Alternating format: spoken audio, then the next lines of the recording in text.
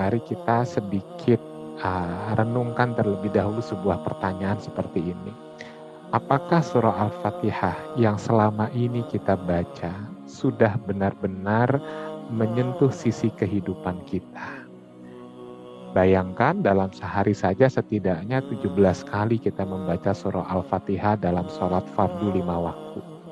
Tapi jujur dengan diri kita, dari 17 kali sehari kita membaca surah Al-Fatihah, sudah berapa kali ketika kita membacanya, kita benar-benar menghadirkan hati kita.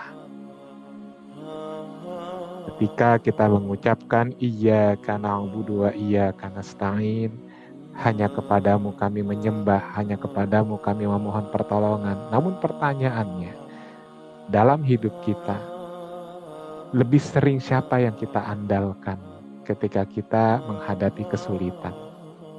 Jangan-jangan kita lebih mengandalkan kemampuan diri kita. Kita lebih mengandalkan harta yang kita miliki. Kita lebih mengandalkan kepintaran kita.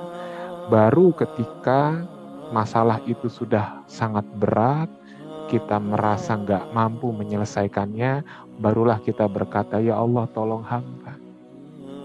Namun ketika masalah itu kita anggap masalah yang kecil, masalah yang ringan, dan kita merasa kita mampu menyelesaikannya, kita lupa untuk tetap meminta pertolongan Allah, supaya Allah menuntun kita.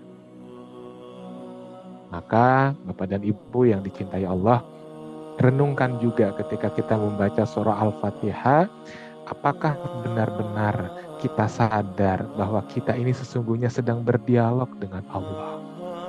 Atau jangan-jangan selama ini ketika membaca Al-Fatihah dalam sholat, ya kita hanya sekedar menyelesaikan bacaan saja. Tanpa kita rasakan bahwa setiap ayat itu Allah menjawabnya. Dan ketika kita misalkan mengatakan Alhamdulillahi Rabbil Alamin, kita mengatakan segala puji hanya bagi Allah, Tuhan semesta alam.